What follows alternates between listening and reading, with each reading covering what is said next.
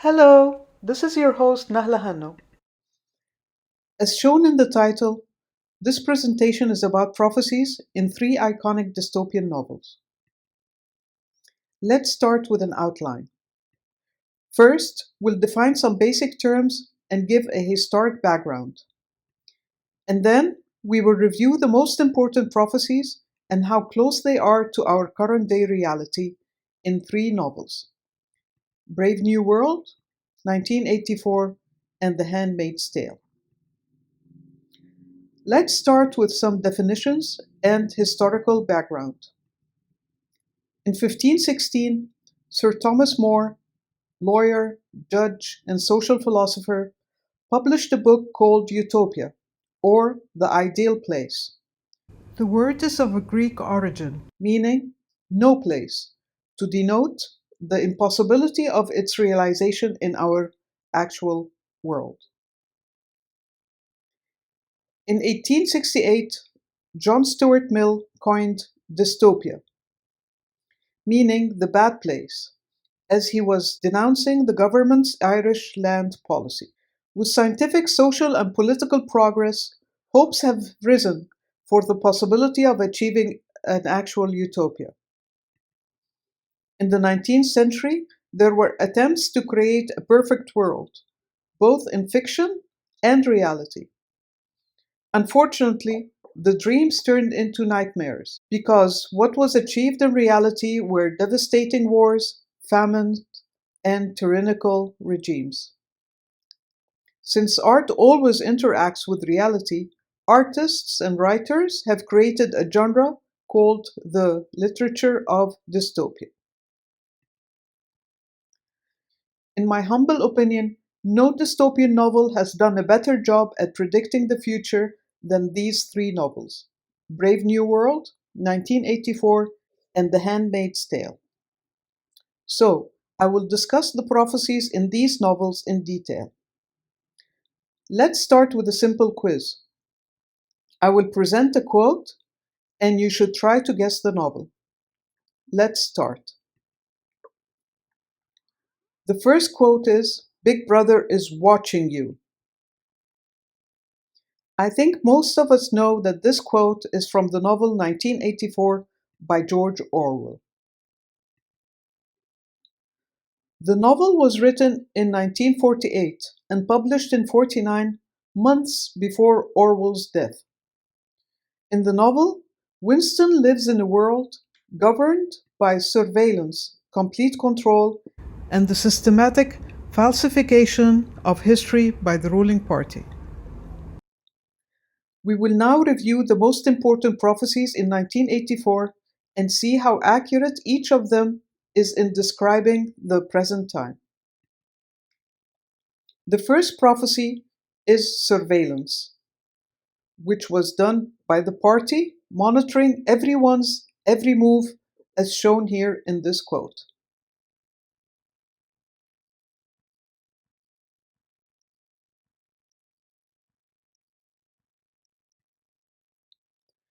In the world of 1984, surveillance is carried out via telescreens installed everywhere.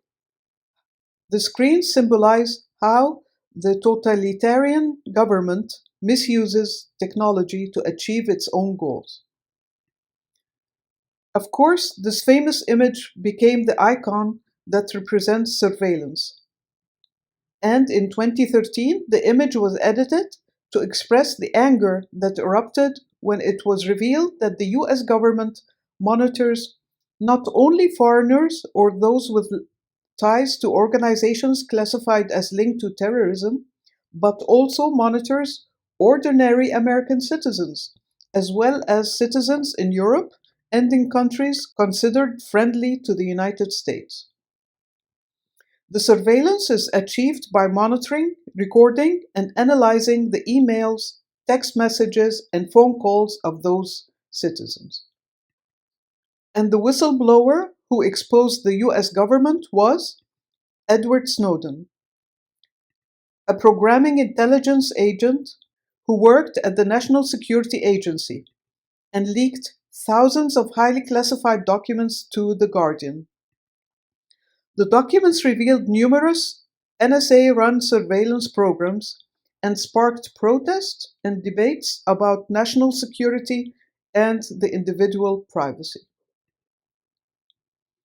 In 2014, the documentary Citizen4 was released.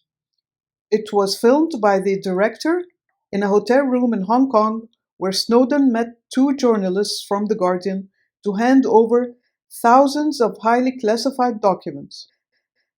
Citizen4. So I don't know anything about you. Okay. I work for. So I don't know your name. Oh, sorry. My name is Edward Snowden. I go by Ed. Edward Joseph Snowden's the full name.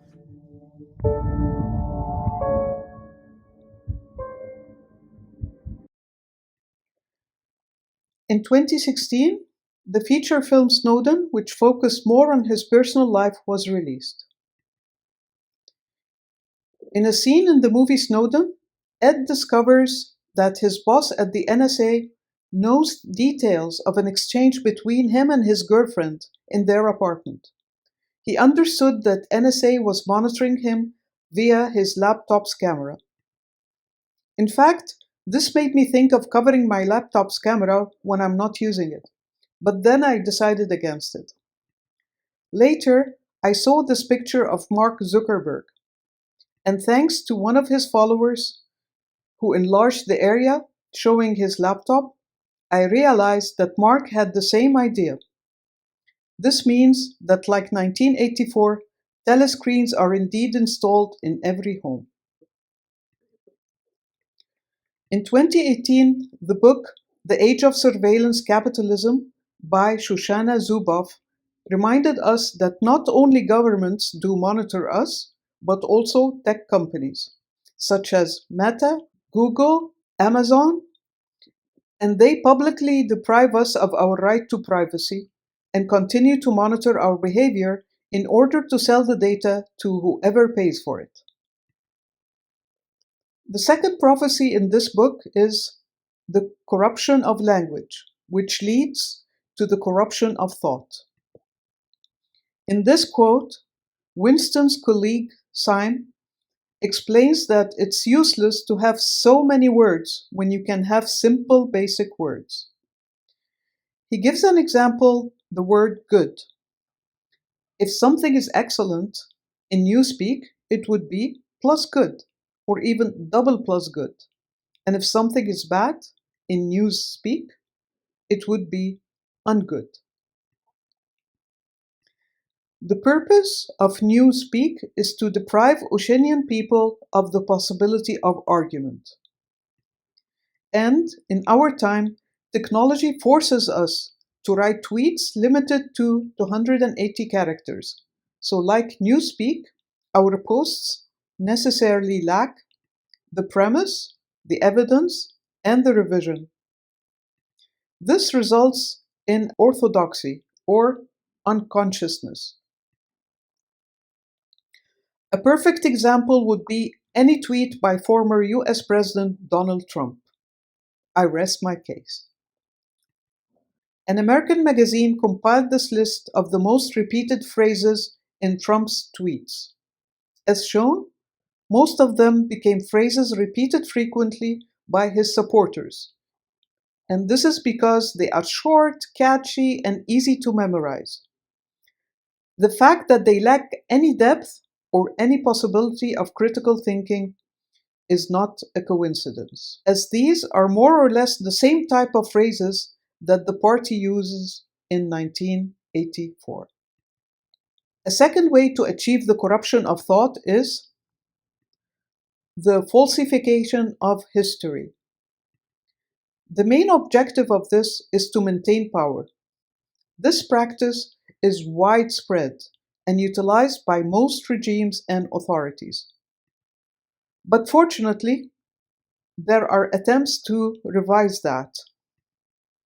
So this book by renowned writer and activist Howard Zinn, titled A People's History of the United States, challenges almost every popular conception of the United States history that people have been taught. Orwell also predicted the tyrannical regimes would resort to creating an evil other to spread an atmosphere of constant fear among the people, with which it could be easy to control them.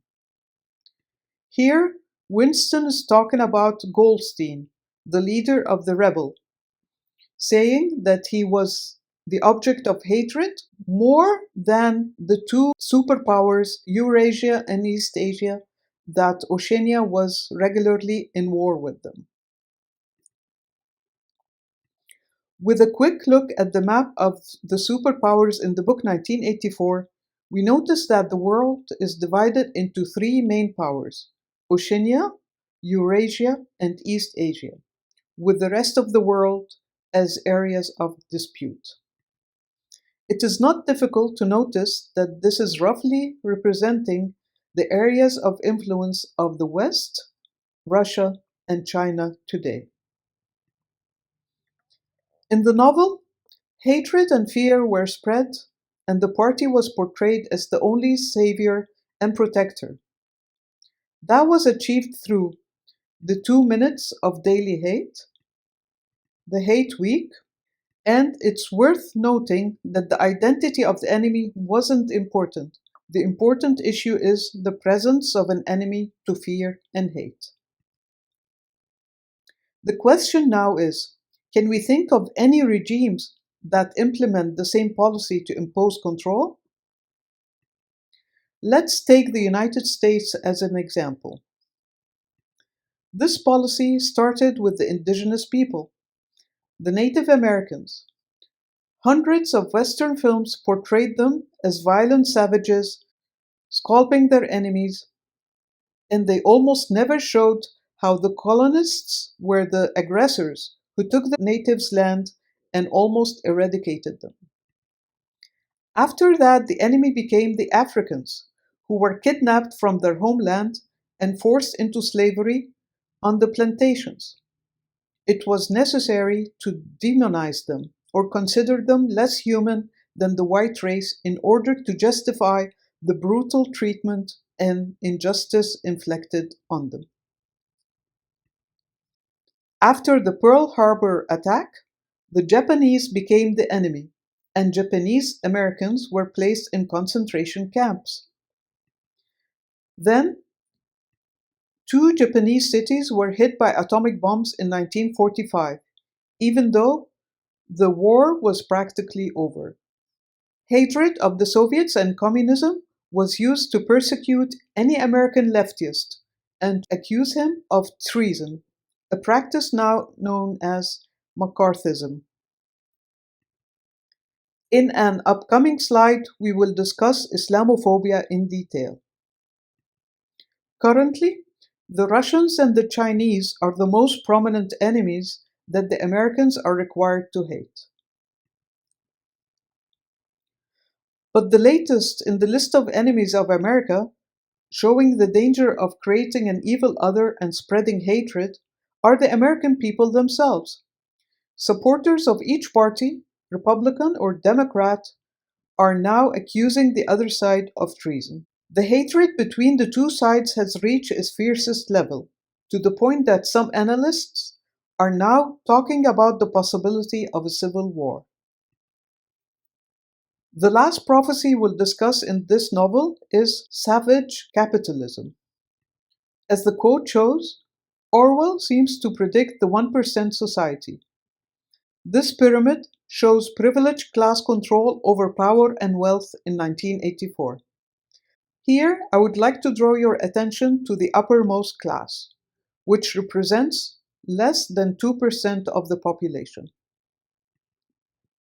And this pyramid on the right, from the Swiss Credit, shows the distribution of wealth in the world in the year 2020.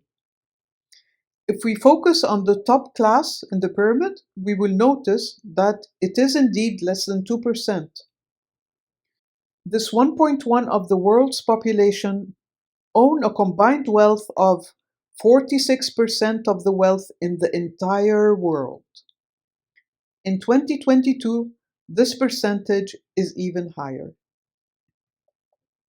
And if any of you are not really upset about the stats in the previous slide, and if you still believe that the 1%ers are actually hardworking geniuses who build companies and start projects that employ millions and make our lives better, then they end up paying billions of dollars in taxes, which is essential for the development and maintenance of our community. If you actually still think so, then I invite you to watch this video. Elon Musk, Jeff Bezos, and Warren Buffett, three of the richest men in the world. And yet it's very likely that you pay more tax as a proportion of your earnings than they do. In fact, Warren Buffett once said this. But I'm paying about the same percentage of my income to the federal government as my secretary does. Leaked tax returns analysed by ProPublica found that Jeff Bezos paid no federal income tax in 2007 and 2011, while Elon Musk didn't pay any income tax in 2018.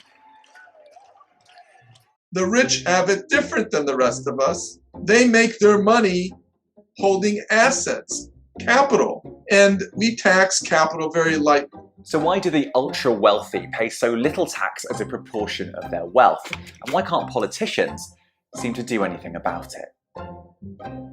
People like Elon Musk and Jeff Bezos didn't become the two richest people on the planet by being paid a salary. Instead, they like to be compensated in the form of shares in the companies that they run. Shares, though, are very different to a salary. You only pay tax, capital gains tax, when you sell shares. The top tax rate on capital gains is 20%. By contrast, wages, salaries, bonuses are taxed at 37%. And that's just the start of the benefits. Well, no comment. With this, we've reached the end of the first part of this presentation. Please join me in part 2 to discuss prophecies in the second novel. See you.